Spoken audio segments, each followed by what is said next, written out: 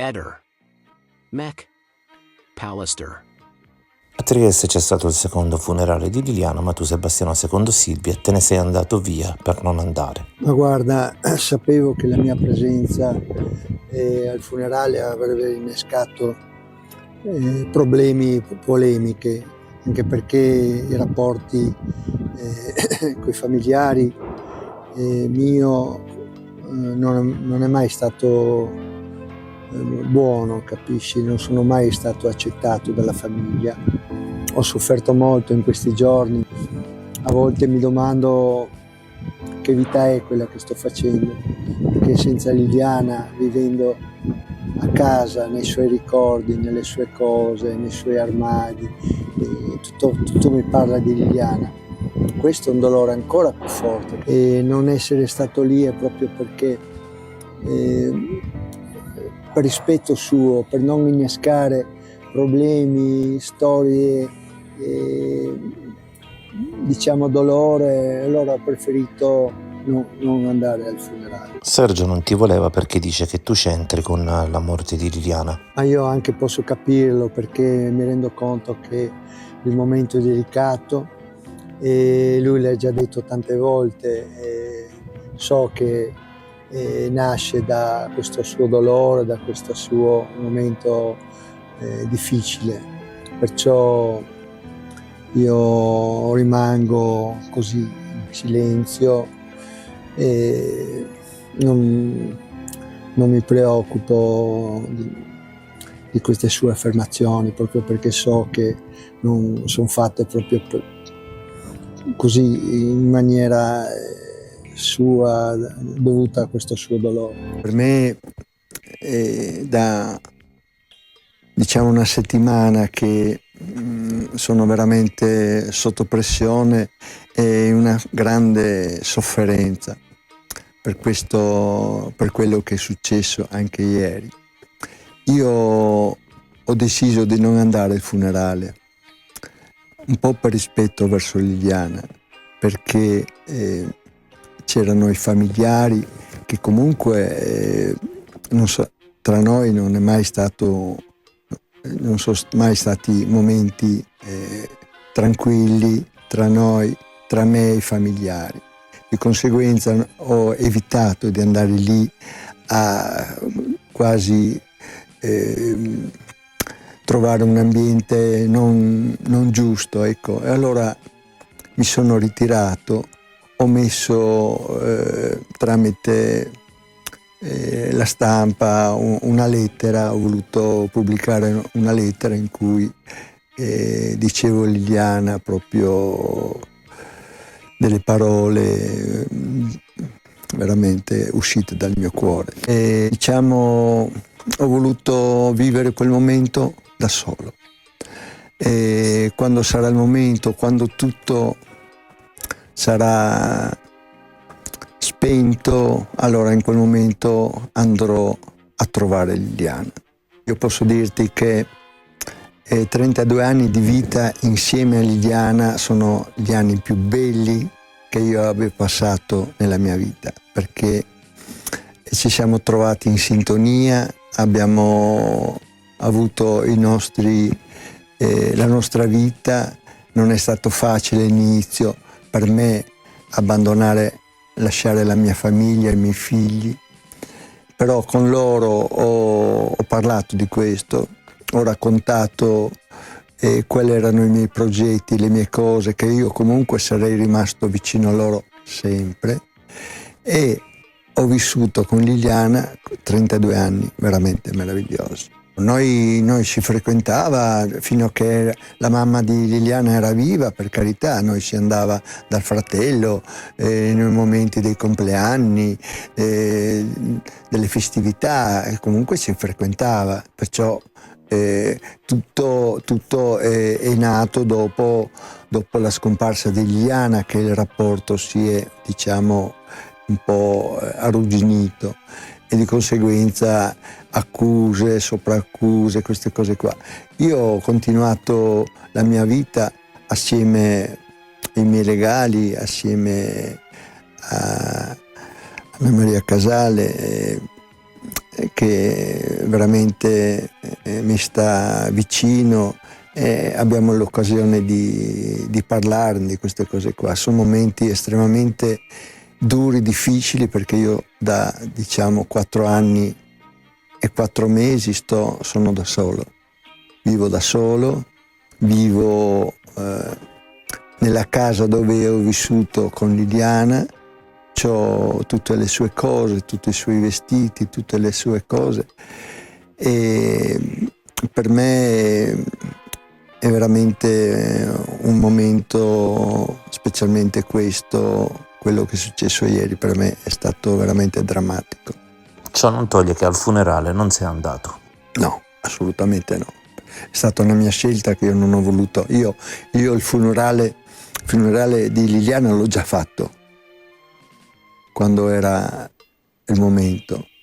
Dopo tutto quello che è successo, l'esumazione del corpo, portato a Milano, e non avere risposte, oppure avere delle risposte un po' così che non si capisce.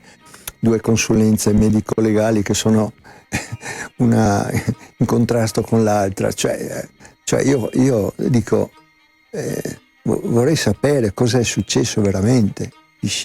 Se veramente c'è qualcosa che può portarci ad avere delle risposte. Questo è. Io voglio dirti una cosa molto importante. Io rispetto il fratello, lo capisco, so che è un momento di sofferenza, di dolore, e certamente magari certe volte si esprime e dice delle cose anche nei miei confronti che non sono carine, non sono belle, anzi, però lo capisco, e per quello gli sono vicino, e io spero, adesso lasciamo che passi un po' di tempo, che soprattutto abbiamo delle risposte, capisci? Perché adesso il 26 giugno, no, mi pare, avremo un incontro in cui si metteranno insieme tutte le cose, avremo l'occasione, ognuno, i miei avvocati stanno lavorando, guarda, Paolo e Alice Bevilacqua stanno lavorando giorno e notte, ti posso assicurare che io li vedo 1 o 2 volte alla settimana, non vado neanche a disturbarli e non vado neanche a telefonarli. E io continuo con la mia vita, perché so che Liliana avrebbe voluto questo. Tu non sei andato al funerale, ma sicuramente quando potrai gliela farai pagare alla famiglia Resinovic cremando il corpo. Era un nostro, so che ne avevamo parlato a suo tempo, e anche Liliana mi aveva detto sì, dovesse succedere qualcosa, vorrei essere cremata, perché ho sempre odiato finire sottoterra, cioè veramente una cosa, e io ho la stessa cosa, e perciò eravamo tutti e 2 d'accordo su questo. Per carità, questo, quando sarà il momento, se mi daranno la possibilità di poterlo fare, lo farò, se no pazienza, il suo corpo resterà lì e vedremo, insomma. Cosa ti ricordi di quel 14 dicembre? Io queste cose sono talmente confuse, come dicevo Anna Maria, bisogna capire, entrare in questa situazione in cui la mattina saluti la moglie e dopo non la vedi mai più. Cioè era parte della mia vita, era la mia donna, e avevamo condiviso tutto, gioie e dolori, momenti difficili, momenti così, perché come tutte le famiglie. E avevamo anche dei progetti, perché avevamo deciso avevamo già parlato con l'agenzia di andare in Brasile da nostri amici che vivevano là, e Liliana mi ha detto: sai cosa, andiamo là, vediamo se a un certo punto ci troviamo bene. Noi dovevamo andare a Ubatuba in Brasile da questi nostri amici, avevamo già l'agenzia, ho detto intanto andiamo, vediamo qua una roba e l'altra, dopo vedremo. Però Liliana a te preferiva a quanto pare quel Marcantonio di Claudio Sterpin. Su questo io chiederei anche a lei, perché io a un certo punto non so quanto tutte queste cose che sono state dette da questo signore, per carità, magari un'amicizia forse confusa con altre cose, io non voglio entrare nel merito, cioè io voglio farvi capire che io ho grandissima difficoltà a accettare queste cose che sono state dette, veramente ti dico, io sfido chiunque che per vari motivi perde la moglie, viene ritrovata dopo 21 giorni in un boschetto, io veramente ho visto che prima c'erano delle immagini in cui io ero in macchina lì, che mi hanno portato, mi hanno detto guarda hanno trovato un corpo, e io sono andato lì, pensavo di morire. Eh sì, non avevi mai visto una scena di questo genere nella tua lunga esperienza? Avevi subito capito che fosse Liliana quella ritrovata lì? No, mi avevano detto era un corpo, hanno trovato un corpo, andiamo a vedere, insomma. E dopo tutta una serie di cose arriva un signore che dice io sono l'amante ero l'amante di Liliana e Liliana doveva lasciarti e venire a vivere con me, cioè, veramente io penso la cosa più brutta erano lì che giravano in queste cose qua. Io ho fatto il tuo mestiere per 20 anni, ho lavorato, ho visto di tutto di più, suicidi, omicidi, sparatorie, rapine, ero nella cronaca ogni giorno, capisci? Nel momento in cui queste cose ti succedono a te, le vedi con occhi diversi, perché le guardi da fuori, capisci? Come se fosse qualcosa. E dentro comunque io ho la mia energia, la mia forza, è quello che mi tiene in vita, capisci? È quello che mi dà la forza di dire andiamo avanti, ho qua i miei cavalli di battaglia, capisci? Che corrono per me, i miei avvocati, le mie cose. E dopo se riterranno di mandarmi a giudizio, sono qua disponibile, non ho niente da nascondere. E adesso non siamo un'aula di tribunale, di conseguenza, certamente possiamo. Volevo risponderti una cosa per quanto riguarda la formattazione della GoPro, la schedina. È una cosa, io ho anche le macchine fotografiche, tu sei stata a casa mia, hai visto, cioè io faccio matrimoni, battesimi, cerimonie, queste schede qua della GoPro io la prendo, la metto nella macchina fotografica, faccio i servizi qua e là, formatto la cosa e la rimetto nella GoPro, cioè questa è logica. La polizia l'ha avuta già 3 volte la GoPro, sono andate a prenderla 3 volte già, sono venuti a prendere a casa mia la GoPro, l'hanno analizzata, me l'hanno restituita e adesso me l'hanno ripresa, cioè non lo so, siamo veramente. Sai cosa io ho insegnato a Liliana? Ho insegnato a essere invisibile, capisci? Perché noi facevamo la nostra vita, noi, Liliana, se tu vuoi, tu devi essere invisibile, cioè la gente non deve sapere cosa fai, cosa non fai, dove andiamo, cosa facciamo qua e là.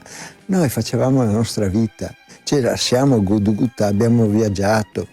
Io a Liliana ho fatto 600.000 foto, 600.000 foto, sono tutti là, negli hard disk. Questa vita parallela la sa solo questo signore che adesso purtroppo non c'è più. Io continuo e continuerò nella mia vita come ho fatto fino ad oggi, perciò sono sereno e tranquillo. Confessa che hai sempre pensato che si è suicidata. Ci ho pensato tantissime volte, anche perché gli inquirenti sono partiti così, mi chiamavano in questura, come si parlava di un cosa, di questo e di quest'altro, e mi dicevano Sebastiano, mettiti il cuore in pace, parliamo di un suicidio, questo.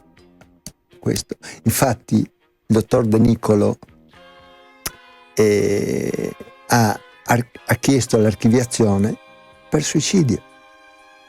Noi ci siamo opposti, si è opposto anche il fratello, però noi subito, assieme a Paolo, ci siamo opposti al suicidio, perché anche a noi pare un po' una cosa strana. Ma sai, questo è difficile perché nessuno conosceva Liliana, perché Liliana era una che non parlava con me, parlava per carità, stavamo insieme qua e là, cioè durante i viaggi, durante le cose, tutte quelle cose che facevamo, se aveva qualcosa da dirmi me lo diceva, capisci? Mi parlava del suo lavoro, delle amiche che magari qualcuna non c'è più, quell'altra si è separata, le figlie e così, cioè di tutte le sue cose io ero a conoscenza di tutto questo, capisci? E quello che viene descritto di Liliana è sbagliato perché nessuno la conosceva esattamente, capisci? Purtroppo ci stanno lavorando gli inquirenti, ci stanno lavorando avvocati, studiosi, criminologi, persone di tutte, io veramente le ho conosciute tutte, io ho girato per l'Italia, ho conosciuto grandi personaggi e così, e purtroppo nessuno può darti queste risposte, nessuno. Avere un avviso di garanzia, capisci cosa vuol dire questo? Che sono colpevole? È un marchio che ti porti dietro. Hai mai avuto paura di finire dentro? No, perché io sono sereno, tranquillo, io non ho niente a che fare con quello che è successo a Liliana e purtroppo la mia vita è crollata con la scomparsa di Liliana e cerco comunque di andare avanti, di continuare a lottare e cercare assieme a tutti quanti a capire cosa è successo a Liliana. Accetto questo perché normalmente il colpevole è il marito, no? Tutti dicono ma sì, è stato lui qua e là, perché così, perché colà, aveva l'amante, questo. Di cosa stiamo parlando, scusa? Capisci? Cioè, tante cose diciamo che sono state non sono state raccontate. Certamente, però gli inquirenti sono a conoscenza, gli avvocati sono a conoscenza, i miei consulenti sono a conoscenza. Perciò onde evitare querele, onde evitare, già ne ho abbastanza, processi qua e là, figuriamoci. Solo perché dici A ormai sei lì pronto a beccarti un'altra querela. E la filatura dei coltelli è una cosa così nata così per caso, ma da tantissimi anni fa. È una cosa che mi diverte, che mi dà soddisfazioni, perché trovi dei chef che ti dicono Sebastiano, io ho dei coltelli che costano 1.000, 1.500, 2.000 euro l'uno, solo te sei capace di poterli fare, di fare come sono. È la mia passione, è una cosa che mi diverto. Il zirconio è ci sono dei nastri che vengono prodotti che adesso ho grande difficoltà perché non sono più in produzione e questo mi fa veramente impazzire. E mentre affili i coltelli, queste piccole abrasioni, questo zirconio, poi polverizza. Io ho degli aspiratori che il 90% riescono a tirare, però Liliana tante volte veniva in studio perché magari faceva la spesa, mi diceva Sebastiano ti porto le borse in studio e dopo quando tu vieni a casa, io lo chiamo studio, no? Ma è comunque un laboratorio, però abituato con il studio fotografico, una cosa e l'altra, l'ho sempre chiamato studio. E cioè mi sembrerebbe strano che non ci fosse il zirconio nelle scarpe di vicini di casa, di così, che hanno dovuto insistere per... Allora, io mi fermo qua, perché come tu sai, diciamo, le indagini... I miei avvocati stanno lavorando proprio su questo, capisci? Perché sono cose che dovranno in un secondo momento dovranno essere affrontate, capisci? Di conseguenza mi trovo con delle querele. Queste sono cose che vengono dette da certe persone, No, perché i delle- tempi veramente non sono esattamente come sono stati no, appunto, ce li descritti, dico. e i telefoni erano dietro del divano appoggiati su un tavolino. Io Confessa che hai sempre pensato che si è suicidata. ma all'inizio ti dico sinceramente sì, perché per vari motivi. Un po' c'erano, come ho detto prima, c'era la polizia che veramente era indirizzata su questo, c'era il dottor De Nicolo, sostituto procuratore, che comunque aveva sposato questa tesi. Oggi gran confusione, non ci sono prove né in un caso né nell'altro. Sì, no, ma io non credo che Liliana sarebbe... O è successo qualcosa di veramente tremendo, in cui io ero giornalmente in contatto con gli inquirenti, venivano da me, mi chiamavano: secondo te così, secondo te colà. E loro hanno lavorato, hanno vagliato, hanno esaminato tutto quanto. C'era, mi pare, Covalero che girava lì dell'ex uditorio, andava lì della chiesetta e come dice lui, ma stranamente cercava lì e magari e il corpo di Liliana era lì a 50 metri. È una cosa stranissima questo. Dopo 4 anni, tutto quello che ho sentito, persone, centinaia, migliaia di persone che ognuno ha detto delle versioni diverse. Che idea ti puoi fare? Ma le posso... Guarda, quello lì era un posto un po' particolare, perché lì c'erano i tossici che andavano a cosa. Infatti era pieno di siringhe, pieno di robe medicali abbandonate, qua e là, la gente andava a fare i bisogni lì. Però è vicino al vostro Roseto. Sì, 200 metri. Noi al Roseto si andava perché Liliana piacevano i tulipani prima, poi le rose adesso dovrebbe essere la stagione delle rose, e io sono stato una settimana lì fa, così, a fare un'intervista con... A noi, ti dico, si passava spesso lì, anche perché lei amava fare le fotografie, faceva più foto lei che io. Evidentemente è successo qualcosa che nessuno lo sa.